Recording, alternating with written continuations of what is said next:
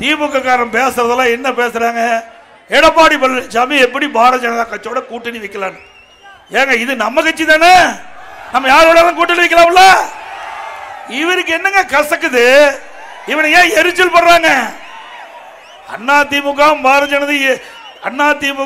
பாரதிய ஜனதாவும் என்றைக்கு கூட்டணி வைத்ததோ அன்றைக்கே திரு ஸ்டாலினுக்கு ஜுரம் வந்துடுது, பயம். ஆக 2026 தேர்தலில் அனைத்து இந்திய அண்ணா திராவிட முன்னேற்ற கழக தலைமையில் அமைக்கப்பட்ட கூட்டணி வெற்றி கூட்டணியாக அமையும். உடனே திரு ஸ்டாலினும் அவருடைய சகாக்களும் பேசுவது, எடப்பாடி பழனிசாமி மதவாத கட்சியோட சேர்ந்துட்டாங்க. இப்ப நீ எந்த கட்சியோட போய் சேர்ந்திருந்த? 1999 நாடாளுமன்ற தேர்தலில் பாரதிய ஜனதாவோட கூட்டணி வச்சாங்களா இல்லையா? 2001 சட்டமன்ற தேர்தலில் பாரதிய ஜனதா கட்சியோட திமுக கூட்டணி வச்சுதா இல்லையா? வச்சாங்களா? அப்போ என்ன கட்சி அது? இப்போ மதவாத கட்சி, அப்போ நல்ல கட்சி. எவ்வளவு டிராமா பண்றாங்க பாருங்க. மக்களை திசை திருப்புவதற்காக ஏதோ பேசி மிகப்பெரிய நாடகத்தை அரங்கேற்றிருக்காங்க. திரு ஸ்டாலின் அவர்களே, எவ்வளவு அவதாரம் எடுத்து நீங்க நாடகத்தை அரங்கேற்றினாலும் மக்கள் நம்ப போவதில்லை. 2026 அனைத்து இந்திய அண்ணா திராவிட முன்னேற்ற கழக தலைமையில் அமைக்கப்பட்ட கூட்டணி மிகப்பெரிய வரலாற்று வெற்றியை பெறும். தனி பெரும் பான்மையோடு அதிமுக ஆட்சி அமைக்கும். அது மட்டும் இல்ல, இன்னொரு அமைச்சர் சொல்றார், அங்க வியாபாரம் ஆகல, கடை விரிச்சு வச்சிருக்கிற வியாபாரம் ஆகலின்னு. அதிமுக ஐஎஸ்ஐ மாதிரி, ஐஎஸ்ஐ முத்திரையப்படுகிறது. அது மாதிரி மக்களிடத்திலே செல்வாக்கு மிக்க கட்சி. உங்க கட்சி மாதிரி வீடு வீடா போய் கதவை தட்டி திமுக உறுப்பினரா சேருங்க சேருங்க என்று கெஞ்சுகின்ற கட்சி அல்ல. இந்தியாவில் எந்த கட்சியாவது வீடு வீடா போய் உறுப்பினர் சேர்ப்பதற்கு பிச்சை எடுத்த கட்சி உண்டா? திமுக கட்சியினால பிச்சை எடுக்கிறாங்க. அவர்கள் நம்மை பார்த்து பேசுவதற்கு என்ன தகுதி இருக்குது? அதிமுக பொறுத்த வரைக்கும் மக்கள் செல்வாக்குள்ள கட்சி. திமுக மக்கள் செல்வாக்கை இழந்து விட்டது, அவருடைய தொண்டர் செல்வாக்கு இழந்து விட்டது. அங்கே உறுப்பினர் சேர்வதற்கு கூட யாரும் முன் வராத காரணத்தினால்தான் கதவை தட்டி தட்டி வீடு வீடா பிச்சை எடுப்பதை போல திமுகவிலே உறுப்பினர் சேர்க்கை இன்றைக்கு நடைபெற்றுக் கொண்டிருக்கிறது. ஓரணியில் தமிழ்நாடு பேரை வச்சிருவாங்க அழகா, மக்களை ஏமாற்றுவதற்காக. மக்களே உஷாரா இருங்க. யாராவது செல்போன் நம்பர் கேட்டா திமுக கொடுத்துடாதீங்க. அவன் ஏதாவது நேரத்தில் நீங்க போன் பண்ணுவாங்க, நீங்க ஏதாவது ஊர்ல இருப்பீங்க, அப்ப நான் வெளியூர்ல இருக்குன்னு சொன்னா வீட்டுல அடிச்சுட்டு போயிடுவான். எல்லாம் உஷாரா இருக்க வேணும். ஏன்னா உங்களை ஓட்டு சேர்த்ததுக்காக வர்றாங்க.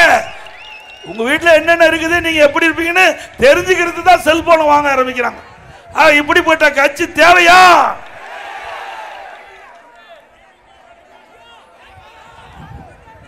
அது மட்டும் இல்ல, இப்ப உங்களுடன் ஸ்டாலின் இது மாதிரி விளம்பரத்தாள் எடுத்துக்கிட்டு ஊடு ஊடா வர இருக்கிறாங்க.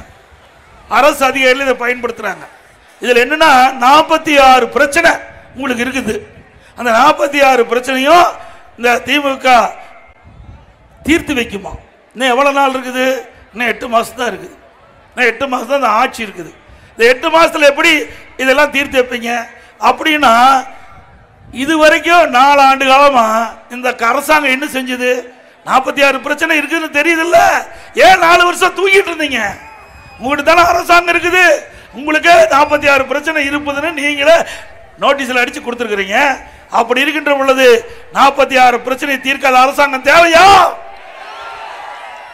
இதே மாதிரிதான் எதிர்கட்சி தலைவராக இருக்கும்போது ஸ்டாலின் ஊர் ஊரா போய் ஒரு பெட்ஷீட்டை போட்டு அமர்ந்துக்கிட்டு மக்களை எல்லாம் வர சொல்லி அமர வச்சு, அப்போ மக்கள்கிட்ட கேட்கிறாரு, திமுக ஆட்சிக்கு வந்தவுடன் நிறைய உங்களுக்கு செய்ய இருக்குது, அதனால நீங்க எல்லாம் உங்களுடைய குறைகள் எல்லாம் மனுவா எழுதி நான் கொண்டு வந்த பெட்டியில போடுங்க.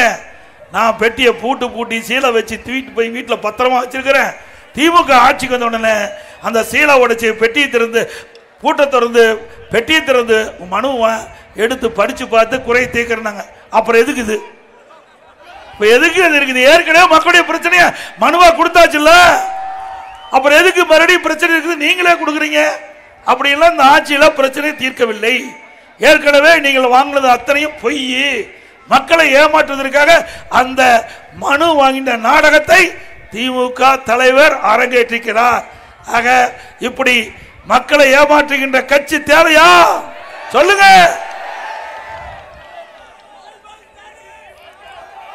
அதோட தமிழ்நாட்டில் டாஸ்மாக் கடை சும்மா 6000 கடை இருக்குது. இந்த 6000 கடையில் அங்கங்க போய் யாராவது பாட்டில் வாங்கினா 10 ரூபா அதிகமாக விலை கொடுக்கணும். அது யாருன்னு உங்களுக்கு தெரியுமில்ல? யாரு? யாருங்க? ஓ, செந்தில் பாலாஜி. நல்லா தெரிஞ்சு வச்சிருக்கிறீங்க. செந்தில் பாலாஜின்னு ஒரு அமைச்சர் இருந்தார். அவர் ஆயத்திரத்துறை மந்திரியா இருந்தார். இந்த டாஸ்மாக் கடையில் போய் ஒரு பாட்டில் வாங்கினா 10 ரூபா அதிகமாக கொடுத்து வாங்கணும். அப்போ ஒரு நாளைக்கு 1.5 கோடி பாட்டில் விற்கிது தமிழ்நாட்டில் டாஸ்மாக் கடை மூலமா. அப்படியே இந்த 10 ரூபா வசூல் பண்றதுனால ஒரு நாளைக்கு 15 கோடி வந்துட்டு இருக்குது. இந்த பாட்டில் 10 ரூபாய்க்கு அவள் அதிகமாக வாங்குறதுல இருந்து 15 கோடி ஒரு நாளைக்கு வருது. மாசத்துக்கு 450 கோடி, வருஷத்துக்கு 5400 கோடி. இப்படி ஊழல் செய்கிற அரசாங்கம் தேவையா? மக்களை ரத்தத்தை உறிஞ்சிக்கிட்ட அரசு நமக்கு தேவையா? எனக்கு எவ்வளவு பணத்தை கொள்ளையடிச்சுக்கிட்டு தான் அடுத்த வருகின்ற தேர்தலை பார்த்துக்கிறேங்கிறாரு. என்ன பார்த்துக்க போற? மூட்டை மூட்டையா பணம் வச்சுட்டு வெளியே கொண்டாந்து கொடுத்துருன்னு பாக்குறியா? அதுவும் மனசு வராது. கொள்ளையடிச்சு பணத்தை கொடுக்கறதுக்கு மனசு வராது திமுக காரர். ஏன்னா இந்த கட்சி பொறுத்த வரைக்கும் பொன்மனச்செம்மல் புரட்சி தலைவர் எம்ஜிஆர் கொடுத்து கொடுத்து சிவந்த கருத்திற்கு சொந்தக்காரர் ஆரம்பிச்ச கட்சி. இதயம் புரட்சி தலைவி அம்மா. இந்த மக்கள் தான் தன் உயிர் என்று தன் வாழ்நாள் முழுவதும் மக்களுக்காக உழைத்த தலைவி.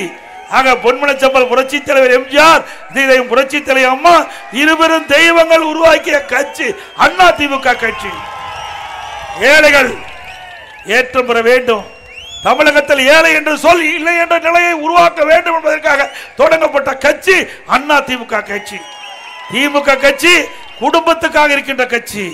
குடும்பத்தில் இருக்கின்ற உறுப்பினர்கள் ஆட்சி அதிகாரத்துக்கு வர வேண்டும் என்பதற்காக ஆரம்பிக்க அந்த கட்சி இப்பொழுது நடந்துகிட்டு இருக்குது. இன்றைக்கு அது கட்சி அல்ல, அது ஒரு கார்பரேட் கம்பெனி. Corporate company. அந்த கார்பரேட் கம்பெனியில திரு ஸ்டாலின் சேர்மனா இருக்காரு, குடும்ப உறுப்பினர்கள் டைரக்டரா இருக்கிறாங்க. அப்படித்தானே இயங்கிட்டு இருக்குது. அது என்ன ஆட்சியை நடத்துறாங்க? திரு கருணாநிதி, அதுக்கு ஸ்டாலின், அதுக்கு பிறகு உதயநிதி ஸ்டாலின், அப்புறம் இன்பநிதி ஒருத்தர் வந்துட்டார். ஒரு அமைச்சர் சொல்றாரு, இன்பநிதி வந்தாலும் நாங்கள் ஏற்றுக்கொள்வோம் என்று. அப்படிப்பட்ட அடிமை அமைச்சர் இருக்கிற வரைக்கும் நாடு உருப்படியாகுமா? சரி, உதயநிதிக்கு என்ன தகுதி இருக்கு சொல்லுங்க பார்க்கலாம். திரு கருணாநிதியுடைய பேரன், திரு ஸ்டாலினுடைய மகன், இந்த அடையாளத்தை வச்சு இந்த நாட்டை ஆள பாக்குறாங்க. விட முடியுமா? ஏன் இது குடும்ப சொத்தா? தமிழ்நாடு இவருடைய குடும்ப சொத்தா? ஆண்டாண்டு காலமா இவர்கள் தான் பதவியில் இருக்கணுமா? திமுக இருந்தாலும் குடும்பத்தை சேர்ந்தவர்கள் தான் பதவிக்கு வர முடியும். இன்றைக்கு ஆட்சி இருந்தாலும் குடும்பத்திற்கு தான் பதவிக்கு வருவதற்கு முன்னுரிமை கொடுப்பாங்க. அப்படிப்பட்ட நிலைமையை 2026 சட்டமன்ற தேர்தலில் மாற்றுவீர்களா? சிந்திச்சு பாருங்க. ஏன் நாங்களாம் வந்தா இவங்களுக்கு பிடிக்காதா? ஏன் டாக்டர் விஜயபாஸ்கர் வரலாம், இங்க இருக்கிற அம்மா கூட வரலாம். ஏன் முதலமைச்சர் வந்தா தப்பா? இது ஜனநாயக நாடுங்க, யாரு வேணாலும் வரலாம். என்ன திரு கருணாநிதி குடும்பத்துக்கு பட்டா போட்டிருக்கு தமிழ்நாடு. தொடர்ந்து இவர்கள் வெற்றி பெற்று வந்தா கந்தர்வக்கோட்டையும் பட்டா போட்டுருவாங்க. ஜாக்கிரதையா இருங்க, இங்கேயும் விட்டு வைக்க மாட்டாங்க. ஏன்னா திமுக காரனுக்கு நகர பகுதியில் எங்காச்சும் விலை மதிக்க முடியாத இடம் இருந்தா அங்க பட்டா போட்டுருவாங்க. ஆகவே வாரிசு அரசியலுக்கு முற்றுப்புள்ளி வைக்கின்ற தேர்தல் 2026 சட்டமன்ற தேர்தல். குடும்ப ஆட்சிக்கு முற்றுப்புள்ளி வைக்கின்ற தேர்தல் 2026 சட்டமன்ற தேர்தல். ஆக வருகிற 2026 சட்டமன்ற தேர்தலே மக்கள் நிம்மதியாக வாழ்வதற்கு, விலைவாசி குறைய ஒரு அற்புதமான ஆட்சி தமிழகத்திலே மலர அனைத்து இந்திய அண்ணா திராவிட முன்னேற்ற கழக கூட்டணிக்கு ஆதரவு தாரி என்ற நேரத்தில் தெரிவித்து 2026 சட்டமன்ற பொதுத் தேர்தலில் அனைத்து இந்திய அண்ணா திராவிட முன்னேற்ற கழகம் நிறுத்தப்பட்டால் இரட்டை சின்னத்திலே வாக்களித்து வெற்றி பெற செய்யும். மக்களை காப்போம், தமிழகத்தை மீட்போம். மக்களை தமிழகத்தை, மக்களை, தமிழகத்தை. நன்றி, வணக்கம்.